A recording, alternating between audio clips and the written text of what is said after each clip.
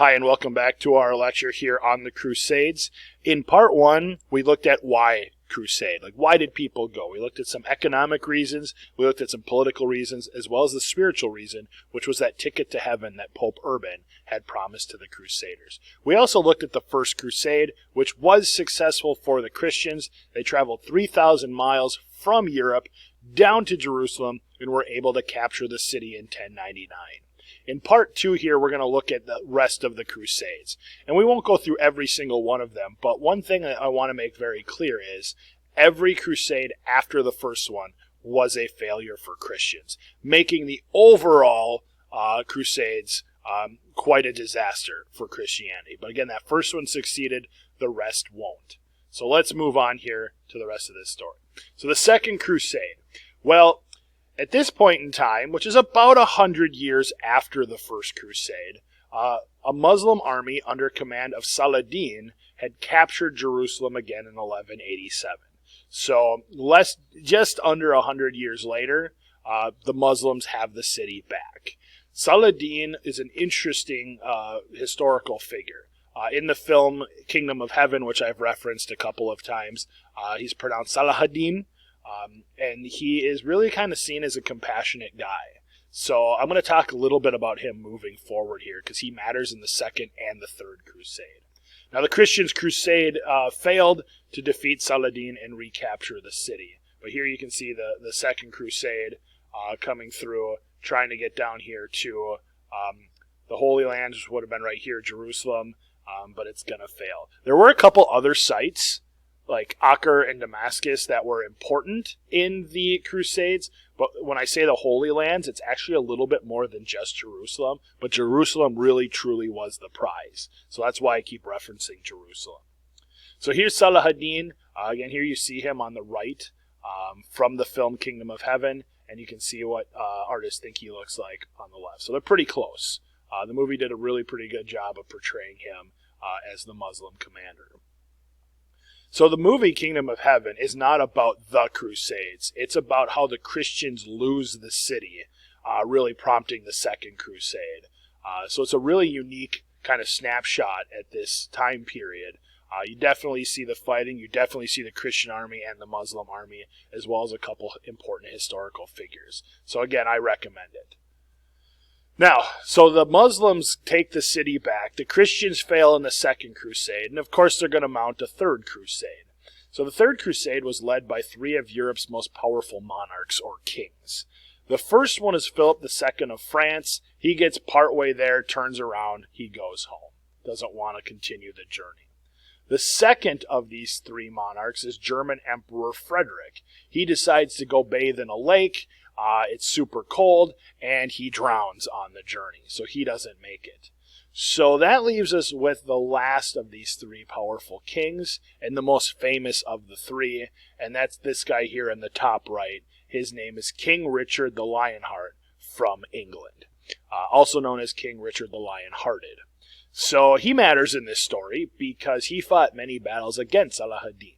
Again, the Muslims control the city, but he does not take it back. He fights. He's never able to fully get the city back, and he and Saladin agreed to a truce in 1192. Now, this truce is sort of unique because Jerusalem definitely stayed under Muslim control.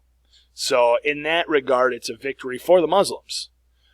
But he can go back to his people with a couple of important points, and that is Saladin promised that unarmed Christians could come in and freely visit the city's holy places, basically as long as they didn't bring in their weapons.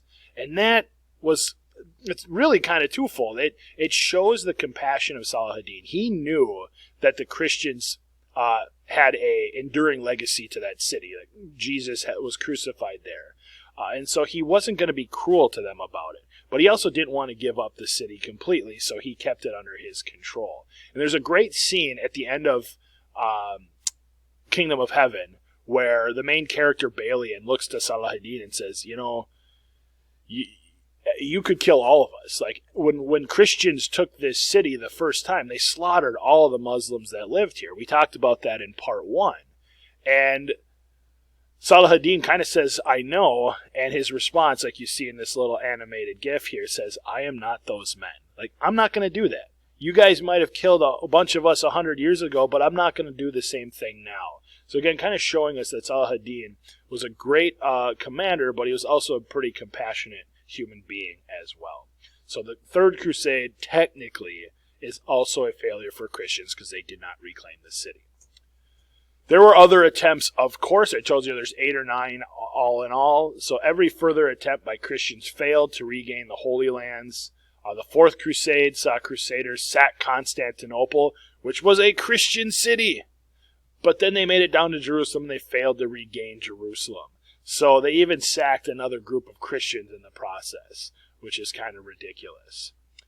In the 1200s, there was 4 more Crusades that were unsuccessful. And my favorite one, and some people debate whether this was truly a crusade or not, but my favorite one is the Children's Crusade. And I really shouldn't say that because that sounds horrible, but it is sort of a unique story. So the story goes, there was a 14 or 15-year-old boy who got all charged up, got a bunch of his friends and some other kids that were younger than him to say, yeah, we're going to march down to the Holy Lands and we're going to retake the city. So they go on their journey, and none of them make it there. They either all die of starvation or freeze to death, and some of them are even sold into slavery along the way. So the Children's Crusade was a monumental failure as a crusade. Well, the Crusades happened. Most of them were failures by Christians. So, what's the effect? What changed, or what can we take away from learning about this unique time period in history? Well, there's no doubt it's an example of church power and how Christianity unified Europe. I mean, you had all these Christians from Europe that agreed that this sounded like a good idea. Their Pope told them to do it, and so they listened to their Pope and they marched down to Jerusalem. You can't get something like that to happen if you don't have an immense amount of leadership behind it, and that's the kind of power the Pope had. There were survivors.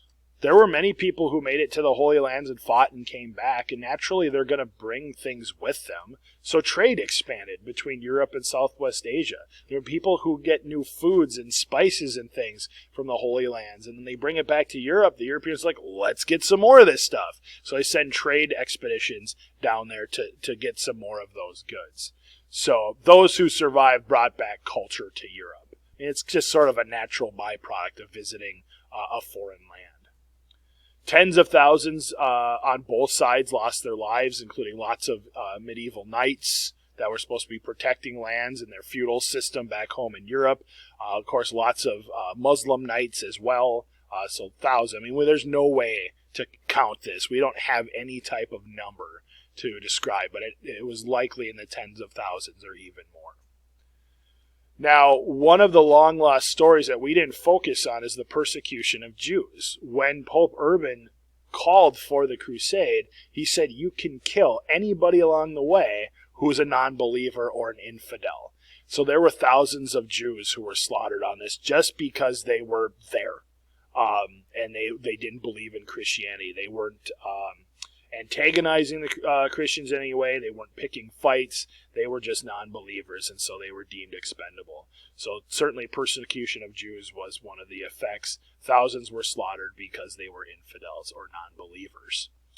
The failure of later crusades lessened the power of the Pope. I equate this to a coach. If a coach loses every game, naturally they're going to look like a pretty lousy coach. So years after years after years of failures in the Crusades is going to make the popes look bad. So definitely lessen the power of the Pope. The Crusades weakened the power of the feudal nobility. The feudal nobility is protected by knights, and if your knights are dead, certainly you're not going to be that strong. So a lot of the knights that went on crusade were killed. But probably the most important one to mention, and I think this trickles into 2020 for sure, is it began a legacy of bitterness and hatred of Christians for the Muslims and for Muslims for the Christians. There's definitely a give and take relationship there. There's no doubt that those two faiths don't seem to always get along in the modern world, and a lot of this stems from the Crusades, which is a very, very important legacy worth mentioning here. So, that brings us to the end, our result. The Crusades were a violation of thou shalt not kill. There's no doubt about it. This should have never happened. The Pope should have never called for this, but he did, and we have to discuss the ramifications of it today. It was also an example of abuse of church power. The effects of the Crusades are still felt through that region of the world today.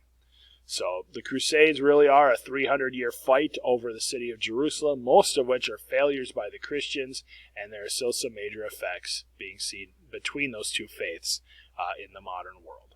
So that brings us back to our constructive response question. Summarize the Crusades, including causes and effects. And again, the causes were in part 1, and we had the effects here on the last slide, including lots of details on the first, second, and third Crusades.